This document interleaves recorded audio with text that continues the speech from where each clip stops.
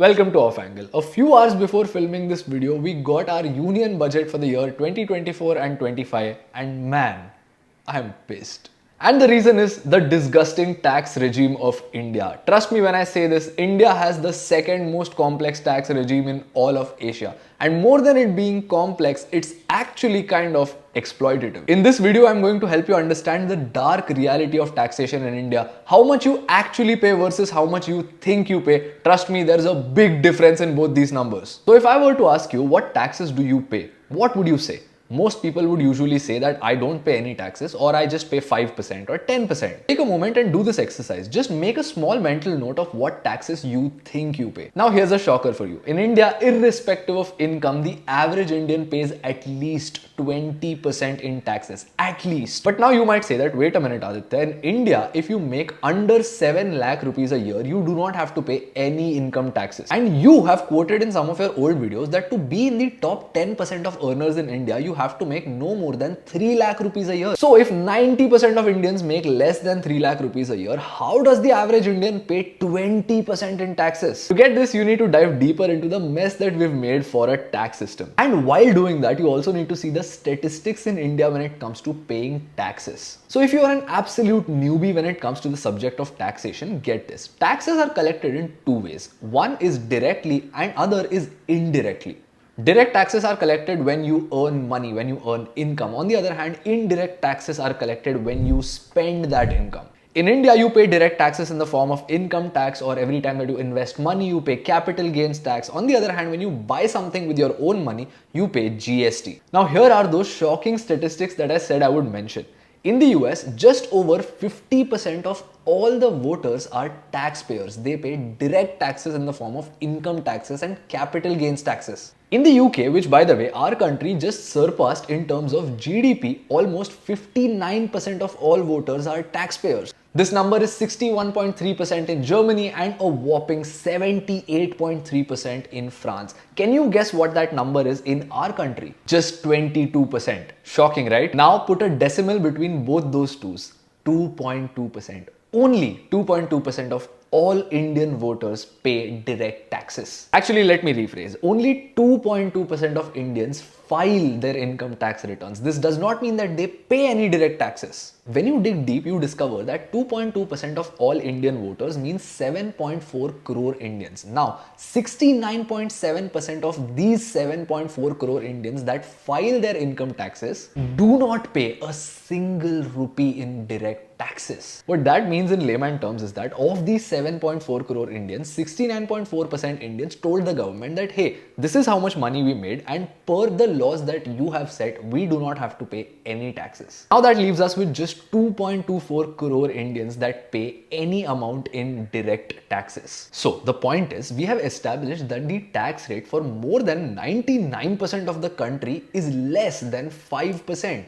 So how can I say that Indians pay more than 20% in taxes? This is where variables like GST, excise duty, VAT, corporate profits tax come in. In India, every time you purchase something, you need to pay something called goods and services tax. Every time that you go to a store and buy a chocolate, then you pay the cost of that chocolate and an additional 5% in GST that is built into the price of that chocolate. Now the seller of that chocolate takes that money and deposits this GST with the government. Now the thing is, in India, GST is charged in an extremely confusing manner. There are multiple rates, and generally all the things that are essential for human life, such as the extremely important medicines, are exempt from GST. Then there are those items that we use on a daily basis, such as food from a restaurant. These attract a GST of 5%. Additionally, there are things that attract a GST of 12%. Now here's the thing, most items that get sold in India attract a GST of 12%, 18% or 28%. Most of the goods and services fall into one of these three categories. Now let's say you're a person that spends 10 lakh rupees a year. You spend this on various items. Some of these items attract a 5% GST, some of them attract 12%, some of them attract 18%, and some of them attract 28%.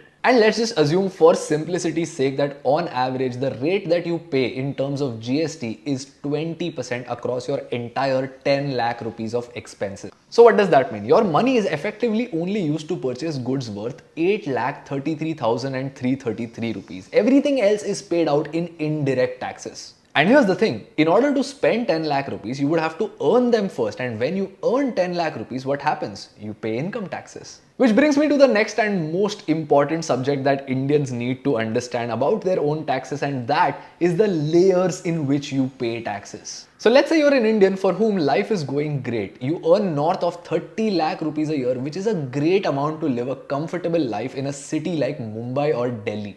Now your tax rate would be 31.2% for every additional rupee you earn beyond 15 lakh rupees. So what happens? After 15 lakh rupees, every single rupee you earn, the government takes 31.2% of it flat. And when you go out to spend this 0.68 rupees, it does not have the purchasing power of 0.68 rupees because you would also be paying GST at an average rate of 20%. So for every additional 1 rupee that you earn in income beyond 15 lakh rupees, you would pay nearly half of it in taxes, both direct and indirect. And here is something even more shocking which is likely to blow your minds. Let's say during this year you earned 1 lakh rupees additionally in the form of dividends from your investment. You had invested in an Indian corporation and they declared a dividend of 1 lakh rupees. Life is fantastic. Now here's the thing, before this corporation gave you this dividend, the government swooped in once again and claimed a 25% corporate profits tax. So now at the corporation level, before this company declares this dividend, the government claims 25% of their pre-tax earnings as a corporate profits tax. After this, when the corporation gives you your 1 lakh rupees as a dividend, the government once again takes 31,200 rupees from that as income taxes. Why? Because in India, dividends are entirely taxable as ordinary income from other sources in the hands of the taxpayer.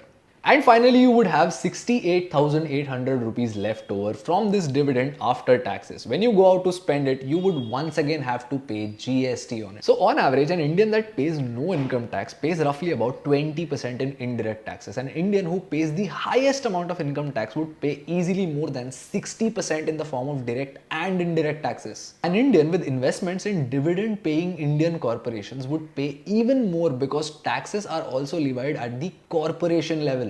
The point is that Indians cumulatively pay a lot more in taxes than they know, and India quickly becomes one of the highest taxed nations because of direct and indirect taxes. And in spite of this, you clearly see the state of Indian roads, the Indian medical system, the Indian education system. If you ask some of the highest taxpayers in India if they would get admitted into a public hospital or send their kids to a public school, the answer is easily a no. In fact, if you even ask some of the poorest Indians that if money wasn't an issue, where would you send your children or where would you get admitted in the case of a sickness, and the answer would be private schools and private hospitals respectively. Which leads us to ask the biggest question: if our government spending isn't exactly working for us, and if GST is charged on revenue, then why do we need income taxes?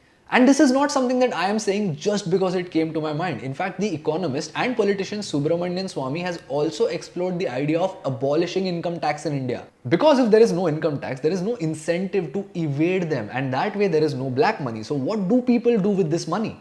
They either spend it, save it, or invest it, all of which are great for the economy. And this is a huge deal because you have no idea how much black money is actually in India. The International Monetary Fund estimates that 50% of India's GDP is stored in the form of black money. There is an extremely insightful article where Dr. Swamy explained why India should abolish income tax. I've shared it in the description. So now let's talk about the million-dollar question. What do I do? If I'm living in a country where I'm paying so much in taxes with hardly any returns, what option do I have? Well, before I give you my opinion on this, I would love to know what you actually think of this question. Please let me know your opinions in the comments below. Let's have a conversation. The way I see it is that even though India has such a horrible tax system, India is still poised for growth. India has an extremely large population, of which there is a large proportion of people who are very young. Now, even a small percentage of increase in the disposable incomes for such people will lead to a lot of growth in our country. Due to this large population, large market size, India is also a great place to start a business as compared to the other extremely saturated markets around the world. So let me give you a truth bomb now. In India, if you want to have a happy life, there is literally no other option but to earn more money. Government does not care about you. Now, this does not refer to any specific political party, but any government for that matter. There would be different governments, different coalitions that would come and go, but the tax regime would largely remain unchanged in India. Why? Because we are a country with a huge population and a lot of inequality, and many governments would often focus on government spending to fix these problems. And the only way through which government spending can be sustainable is if people pay taxes. So instead of crying about how these tax rates and laws are horrible, the only way to keep yourself and your family happy is to earn more. Figuring out ways to improve people's lives, maybe start a new business, looking out for new opportunities or jobs, and figuring out a way to get your total income high. Once again, I would love to know your opinions in the comments below. Let's have a conversation. And if you found this video valuable, subscribe to my YouTube channel. I'll see you in the next one.